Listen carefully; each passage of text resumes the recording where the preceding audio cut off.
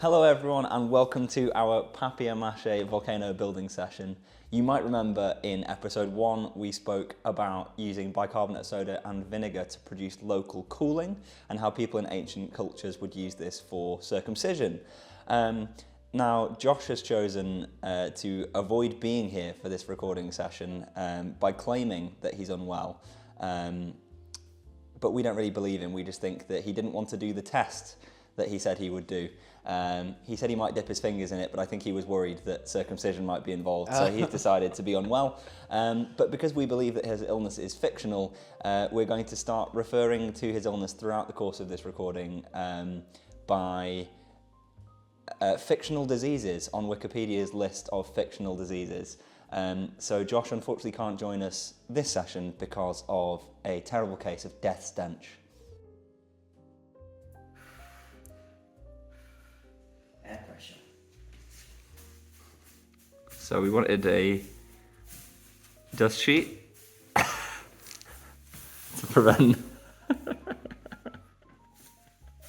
Oh, it doesn't want to work with me. Right, let's build. First thing, we didn't know how to do papier mâché this morning, so we got some newspaper, PVA glue, tiny tiramisu pots. I don't know what they are. I don't know what they are. Well, they have the multi-purpose pots. And then we broke them. we did, if you can see in the end of that. The bottom, so they've got no bottom now. And we get to learn whether having shards still in, if you can see on that camera, are shards still in better or not? We're going to find out on who gets the better papier mâché volcano. So Joe has more shards than I do. Yeah. So we'll see. And I also stabbed myself so many times. I was fine. Don was very good at this. So first things first, according to Google, is ripping up your paper. So prepare for some sped up footage of us ripping up some paper. Oh Tannenbaum, oh Tannenbaum.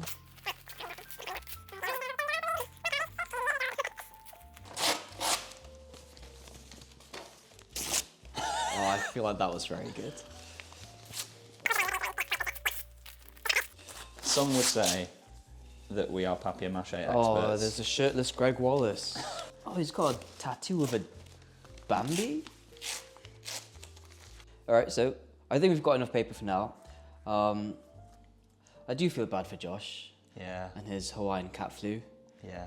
Yeah, I hope he finds all the lasagna that he needs to recover. Because Hawaiian cat flu is apparently from Garfield. There you go. We've gone for different approaches. So again, when we're talking about shards versus no shards, Don's gone for Confetti-like. confetti. newspaper. I've gone for really long strips, which I fear will cover me in glue. But I still think that mine is going to be better. We're going for the ASMR fans as well, as you can tell from Don's little. I just know that I'll appreciate it if I was a listener. Yeah. Okay. Cool. Right. So How do we start? Do we just slap the first one on? I'm going to be the. Are you dunking? The man And then- can't dunk in real life anymore, but he'll dunk his paper mache. Oh no! See, I'm Okay. not. No. doing Look. And then I'm gonna milk it. Don't Dunkin' milk. Duncan Milk. Hello, the name's Duncan Milk. Okay. Oh ye of little faith.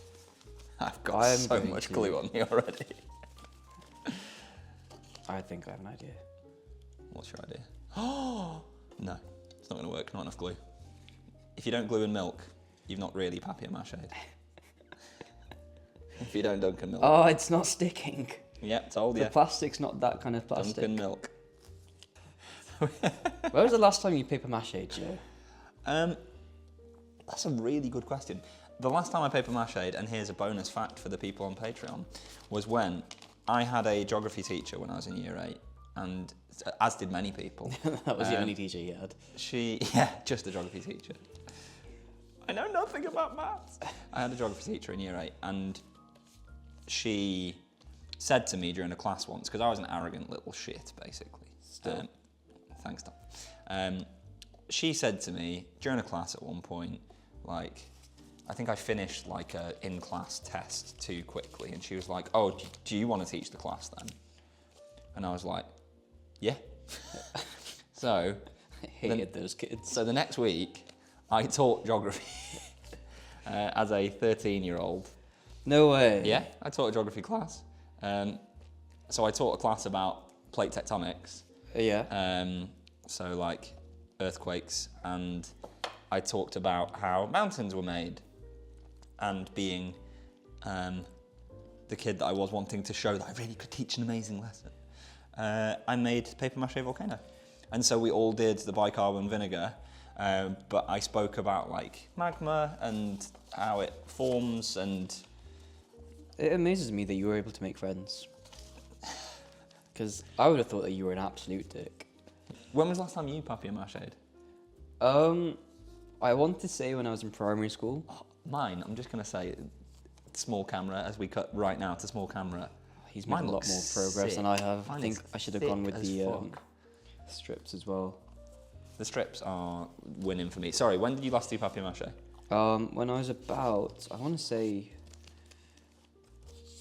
maybe 9, yeah. Okay. And it was just the basic Where were you? balloons. Were you in the UK by that point, or were you in I was Saudi I was still? in the UK by then. Okay. You moved when you were 8, right? 9. 9. Oh, so you just Yeah, moved. yeah. And they were then like, hello.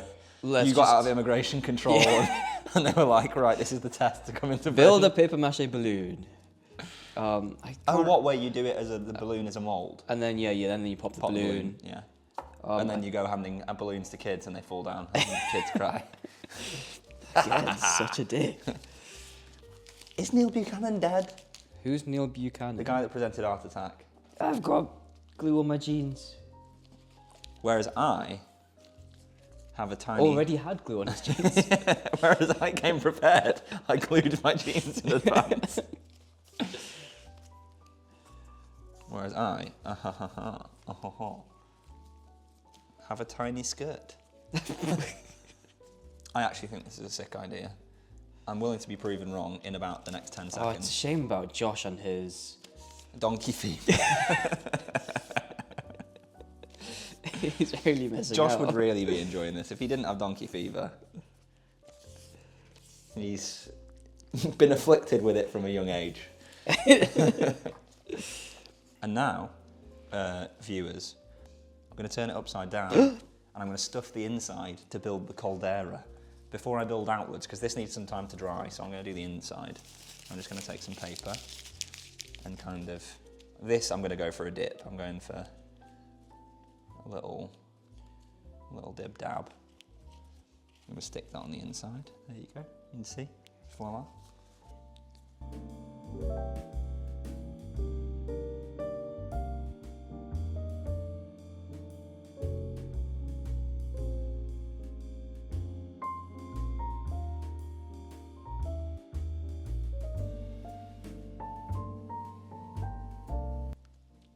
You know, we're always looking for feedback, and if this is not Your jam. if this is not your jam, If this tell isn't us. sticking with you, let us know.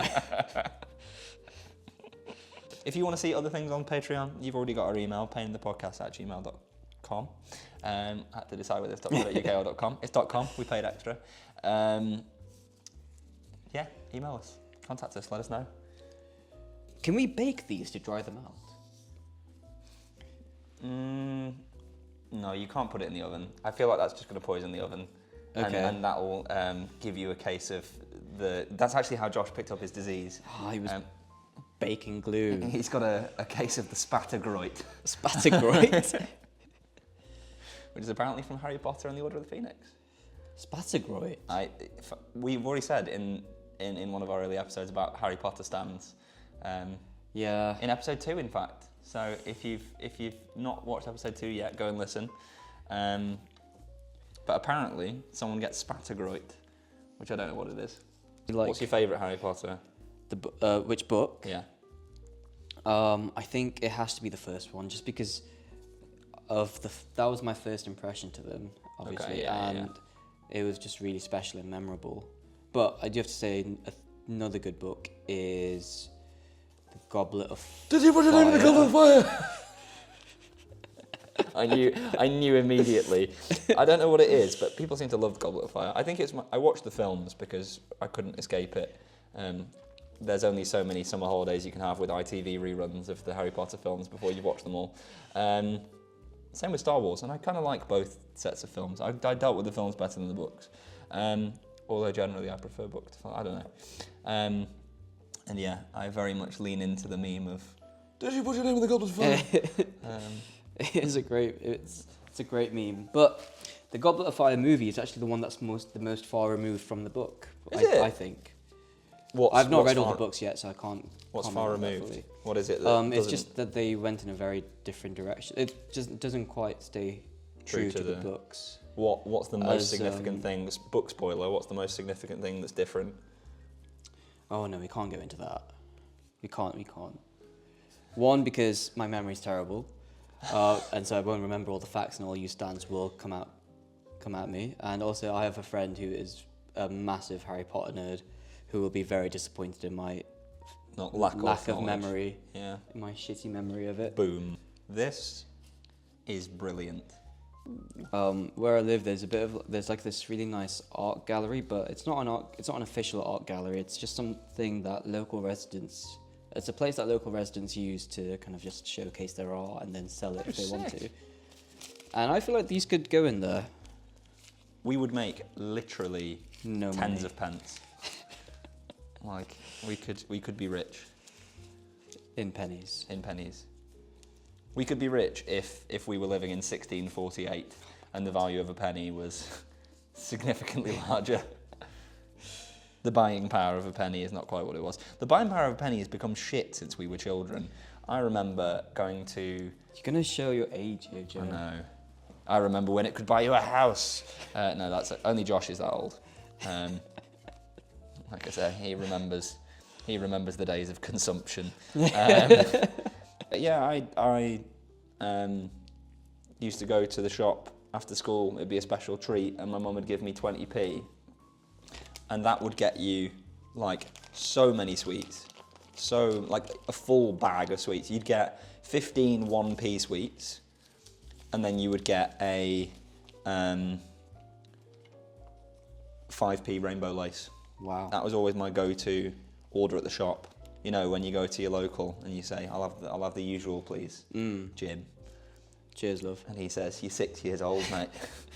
Have you never eaten glue? Oh, God. It's one of the most appetizing, child. non-food, non-edible items.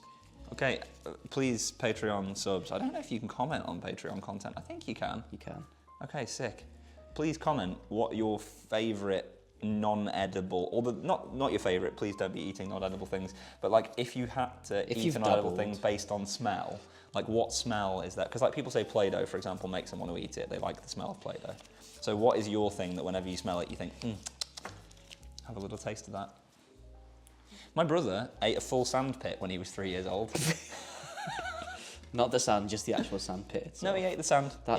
He ate strange. a full. It was small, like a little kiddie sand pit for one kiddie sand pit. Like yeah, but how big was your brother at the time? Like I'm assuming he was a child. He was 3 years old. He wasn't a gargantuan, was he? Yeah, so that's still quite a lot proportionally for a little. Oh yeah, child. it was. But my dad actually. So my brother had quite a penchant for eating sand and other non-edible things, or not particularly edible things, and he started eating plaster off the walls at school when he was like 4, like in reception and stuff. He wasn't like 15. He started eating plaster off the walls at school, and so when he was eating said plaster, my dad was like, "Oh God!" And my mum was like, "I don't know if there's anything harmful in there," And so my dad was like, well, the best way to know is to go and contact the people that make it. So my dad somewhere has a letter from British Gypsum, who make plaster, like most of the UK's plaster. Yeah. That basically says, well, we wouldn't recommend he eats it, but there's nothing that's going to kill him. So my dad has kept this somewhere, which I think is quite sweet.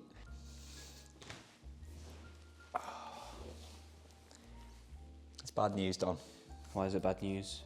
Josh is still terribly afflicted with wildcard coccus.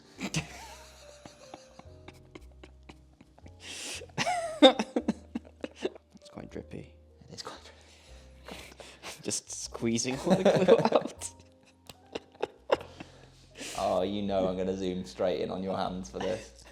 This is ASMR. Wait, let me take my mic off.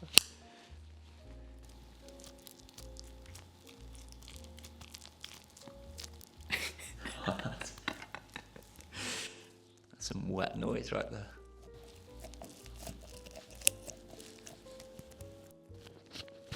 You got a drink? I've got nothing to do now, I'm done. Go make yourself a cup of tea. I will make myself a cup of tea.